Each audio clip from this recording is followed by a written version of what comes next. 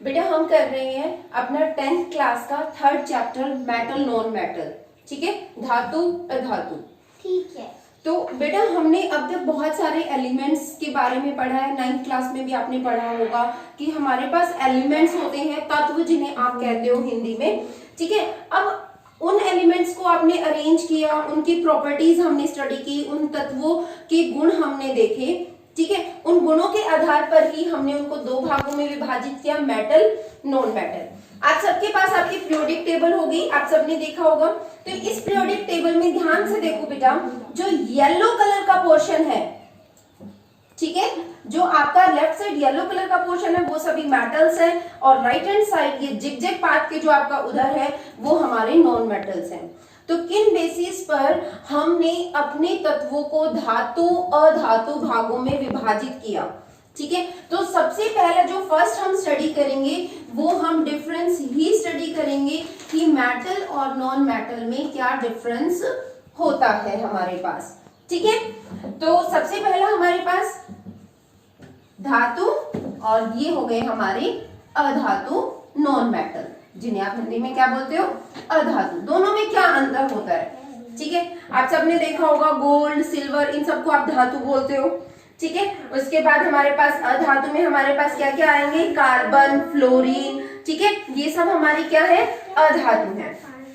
तो बेटा first difference जो हमारा आता है मेटल नॉन मेटल में, धातु अधातु में, वो आता है कि आपकी 9th क्लास से स्टार्ट करते हैं। 9th क्लास में आपने क्या पढ़ा था, स्ट्रक्चर ऑफ एटम। जब आपने परमाणु संरचना पढ़ा था तो उसमें हमने बहुत सारे परमाणुओं की संरचनाएं सीखी थी, hydrogen, helium, lithium, beryllium, boron, up to 20 elements तक आपने हर एक तत्व के परमाणु की परमाणु संरचना आपने सीखी थी, उसका स्ट्रक्चर ऑफ एटम आपने स्टडी किया था, ठीक है। तो आप सबको पता होगा वैलेंस इलेक्ट्रॉन क्या होते हैं, संयोजकता जिसे आप बोलते हो, यानी कि हर एक परमाणु की अंतिम कक्षा में हमारे पास कितने इलेक्ट्रॉन होते हैं। कुछ इस तरह से हमारे पास परमाणु संरचना होती है, स्ट्रक्चर ऑफ एटम, ये न्यूक्लियस नाभिक जिसे आप बोलते हो हिंदी में, और बाहर सर्कुलर ऑर्बिट में हमारे क्या रिवॉल्व करते हैं, इलेक्ट्रॉन। फर्स्ट ऑर्बिट में 2 इलेक्ट्रॉन, नेक्स्ट में 8 electron, then 16 electrons we have, ठीक है, depending on the atomic number, ठीक है, क्योंकि परमाणु संख्या क्या है उतने ही आपके आउटरमोस्ट शेल में इलेक्ट्रॉन होंगे, ठीक है, जब तक उसने कोई इलेक्ट्रॉन दिया या लिया ना हो। तो मेटल में किस तरह के परमाणु होते हैं हमारे पास, मेटल में वो परमाणु हमारे पास होते हैं, वो तत्व होते हैं जिनके परमाणुओं की अंतिम कक्षा में 1, 2 या 3 इलेक्ट्रॉन हो, ठीक है। यानी कि मेटल्स के एटम में हमारे पास आउटरमोस्ट शेल में कितने इलेक्ट्रॉन्स प्रेजेंट होंगे, आइदर द 1, 2 और 3, ठीक है, आए ना समझ में। उसके बाद नॉन मेटल में हमारे पास क्या होते हैं आउटरमोस्ट शेल में, 4, 5, 6, 7, ठीक है। तो नॉन मेटल्स में क्या होते हैं, जिसकी आउटरमोस्ट शेल में कितने इलेक्ट्रॉन्स हमारे पास प्रेजेंट होते हैं, 4, 5 और 6, 7, 8 अगर आ गया तो वो तो कंप्लीट ही हो गया हमारे पास ऑक्टेट, ठीक है। वो आती है हमारी इनर्ट गैस जो रिएक्शंस में पार्टिसिपेट ही नहीं करती, ठीक है।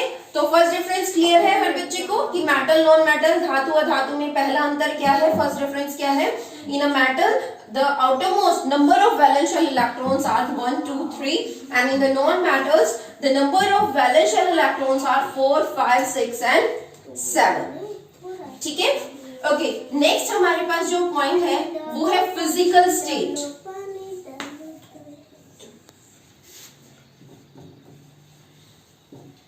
यानी कि इनकी भौतिक अवस्था क्या होती है।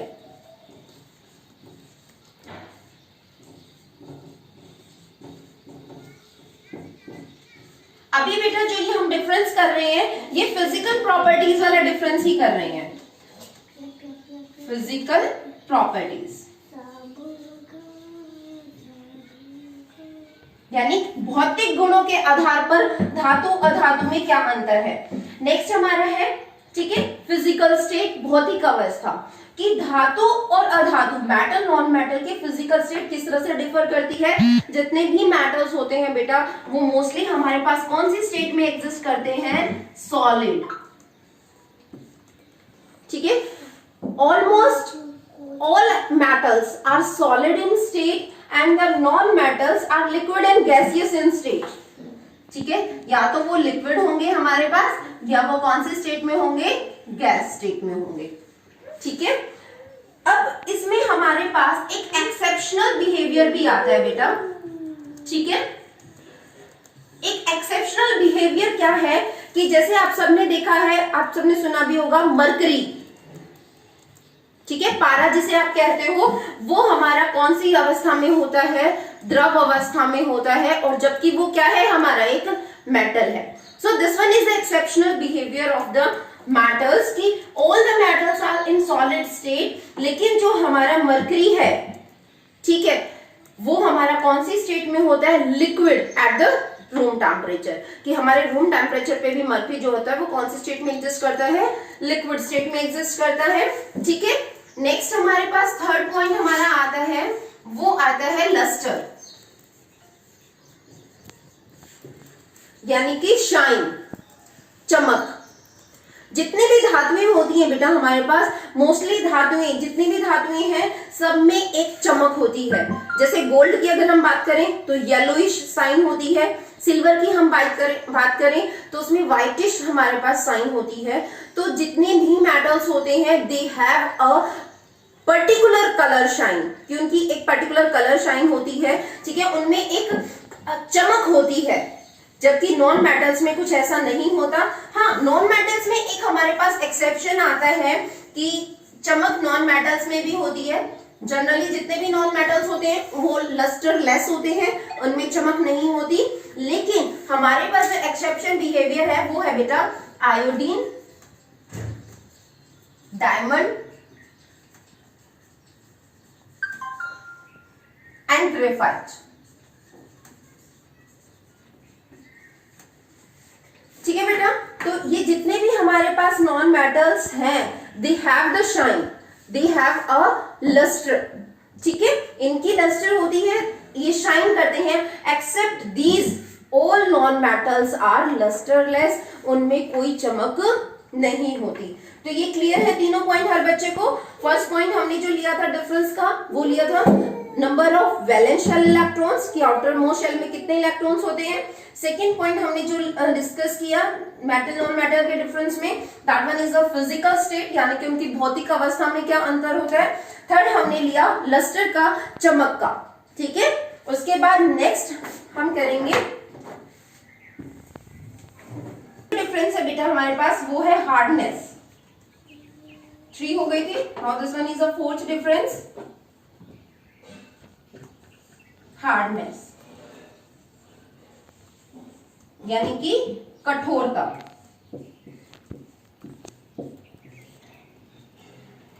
ठीक है, आप सबको पता है जितने भी मेटल्स होते हैं वो सब क्या होते हैं हमारे पास, हार्ड होते हैं, बहुत ही ज्यादा हार्ड होते हैं. जबकि नॉन मेटल्स हमारे पास क्या होते हैं, सॉफ्ट होते हैं.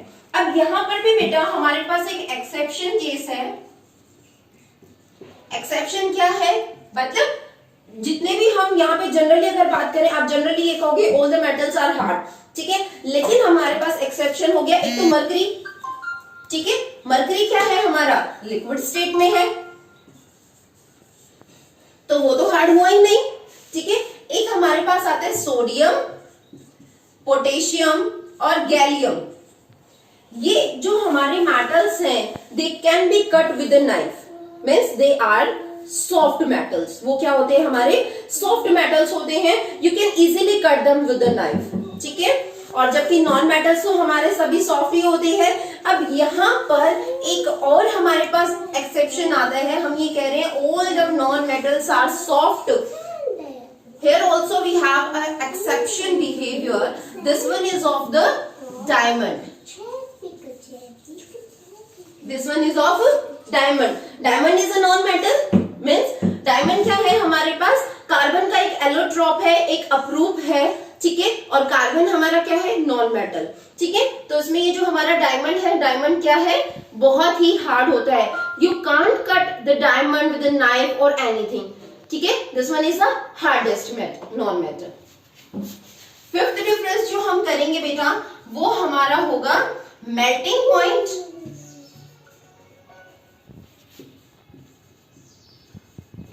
And boiling point, melting point and boiling point.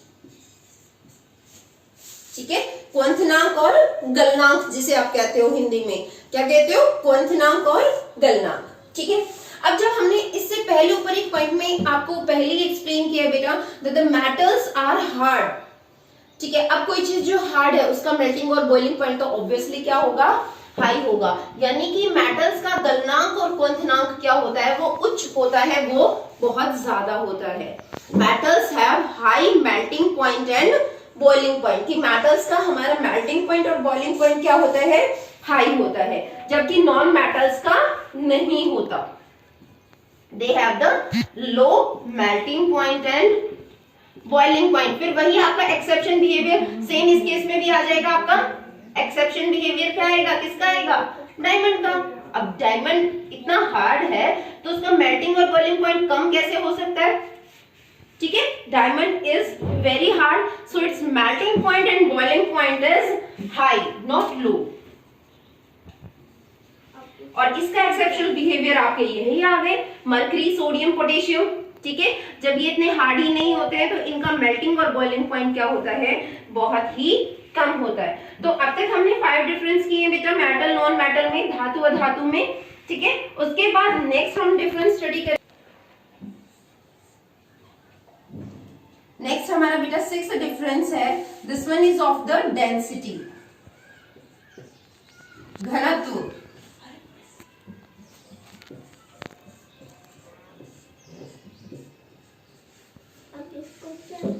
6 difference हम किसका स्टडी करेंगे? डेंसिटी का। ठीक है, डेंसिटी क्या होती है आपकी? मास पर यूनिट वॉल्यूम। ठीक है, when they have high, they are very hard.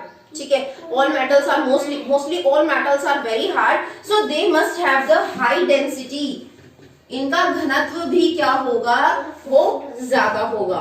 ठीक है, इसके भी एक्सेप्शनल बिहेवियर वही आ जाएंगे जो हमने लास्ट। अब जो नहीं है, जो सॉफ्ट है हमारे पास, उनकी डेंसिटी क्या होगी? कम होगी। इसमें आपका आ गया मरकरी, सोडियम, पोटेशियम। ठीक है, ये क्या है? जिनकी डेंसिटी क्या होगी? कम होगी, because they are not very hard. ठीक है, नेक्स्ट आपका 6, इसमें भी यही आ जाएगा आपका एक्सेप्शन बिहेवियर, इसमें फिर आ जाएगा डायमंड का। ठीक है बेटा, नेक्स्ट हमारे पास है ductility. 7 point is of ductility.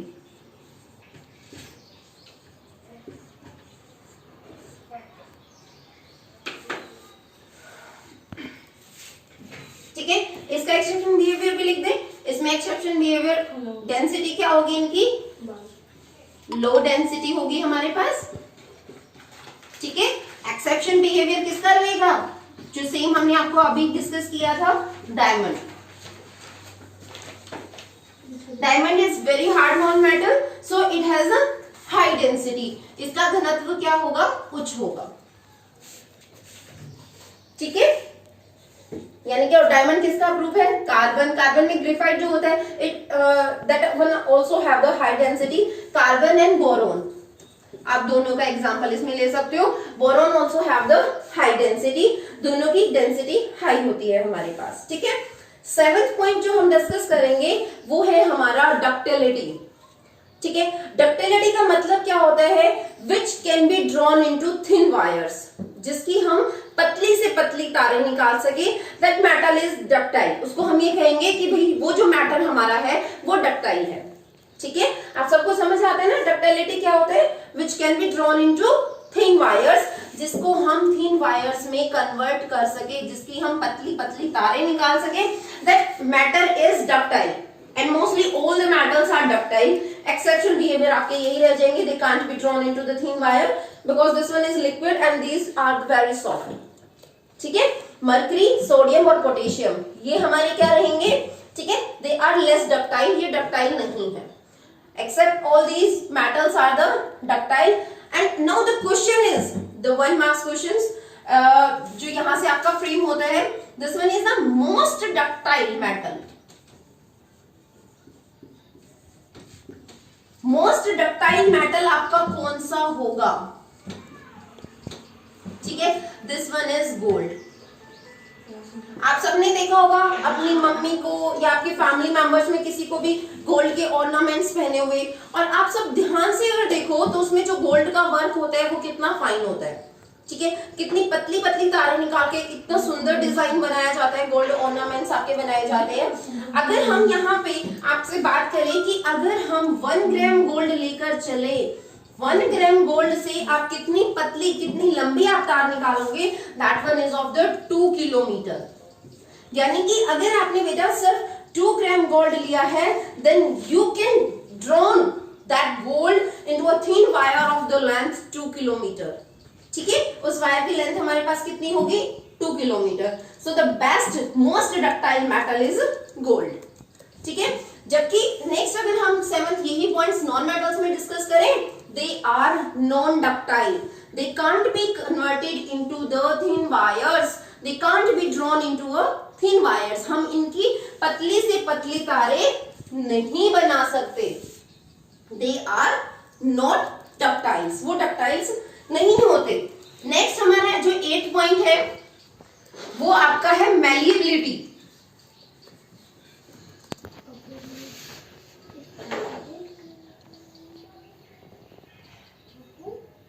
Malleability, ठीक है, विजिबल है ना बेटा ये।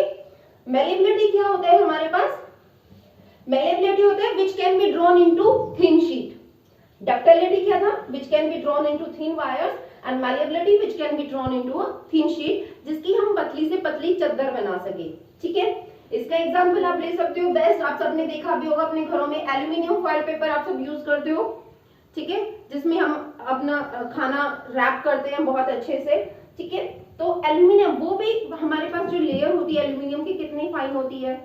नेक्स्ट बेस्ट एग्जांपल आपने देखा होगा कि जितनी भी स्वीट डिश होती हैं आपकी, ठीक है, उनके ऊपर सिल्वर की एक बहुत यूनिफॉर्म सी बहुत ही थिन कोटिंग हमारे पास होती है, चांदी की एक बहुत पतली सी परत होती है, ठीक है। वो भी किसका एग्जांपल है, आपका मैलिएबिलिटी का, ठीक है। तो ये जितने भी मेटल्स हैं हमारे पास वो क्या होते हैं, दे आर मैलिएबल, और इनको हिंदी में हम बोलते हैं तन्यता और आघातवर्ध्यता। क्या बोलते हैं हम इनको हिंदी में, तन्यता और आघातवर्ध्यता, जिसको हम पतली पतली तारों में निकाल सके और जिसकी हम पतली पतली से पतली चद्दर बना सके, that one is highly malleable metal, ठीक है। वो आपका बहुत ज्यादा होगा, जबकि ऐसा कोई हमारे पास नॉन मेटल्स में ये प्रॉपर्टी नहीं होती, ना तो वो डक्टाइल होते हैं ना ही वो मैलिएबल होते हैं, ठीक है। Means the non metals can't be drawn into a thin sheet and not be in a thin wire, ठीक है। ना तो हम उनको थिन शीट्स में ड्रॉन कर सकते हैं, ना ही उनको थिन वायर्स में। हाँ जी बेटा, ये क्लियर है सभी स्टूडेंट्स को। नेक्स्ट डिफरेंस करें। नेक्स्ट है हमारा 9th difference, this one is brittleness.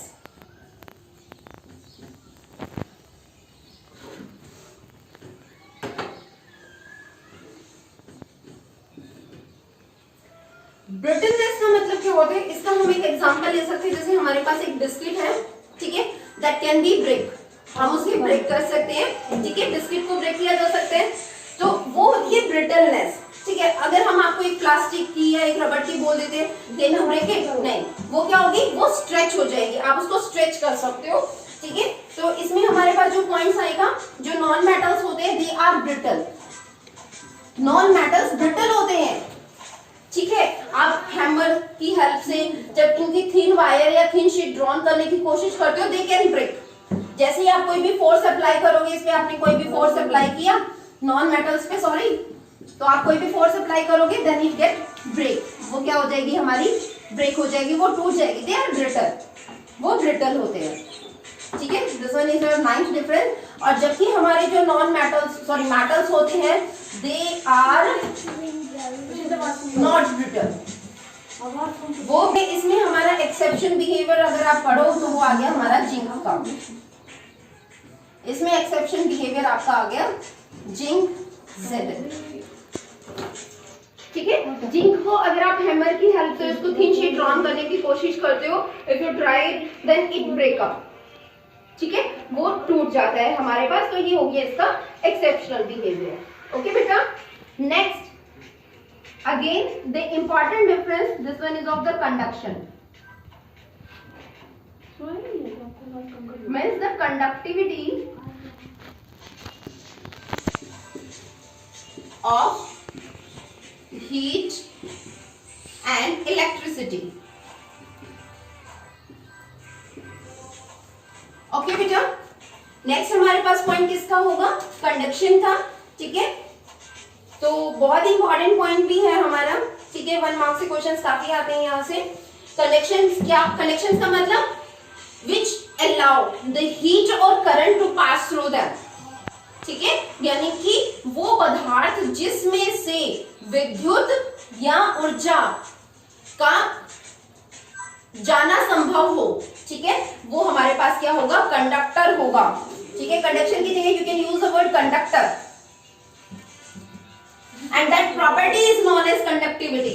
उस प्रॉपर्टी को हम कंडक्टिविटी कहते हैं। तो इसमें हमारे पास जो पॉइंट आएगा बेटा वो ये आएगा that the all metals are the good conductor of heat and electricity. जितने भी मेटल्स होते हैं they are good conductor. All the metals are the good conductor of heat and electricity, ठीक है। आए ना समझ में? उसके बाद अगर हम यही पॉइंट अपना नॉन मेटल्स में डिस्कस करें, they are insulators, they are the bad conductor of heat and electricity. यानी कि ये ऊष्मा और विद्युत के क्या होते हैं? कुचालक। और ये हमारे पास क्या होते हैं? सुचालक। हाँ जी बेटा, समझ आ रहा है ना ये? ठीक है। तो हमारा 10th डिफरेंस है कंडक्टिविटी का, all the metals are the good conductor of heat and electricity and the non metals are the bad conductor of heat and electricity. इसमें हमारा जो एक्सेप्शनल बिहेवियर आएगा वो आएगा ग्रेफाइट का।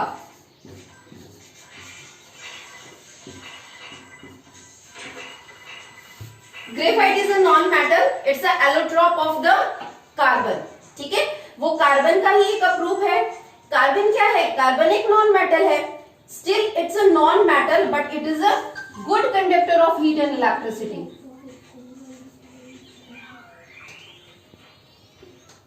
So all the 10 points are clear to you. Next difference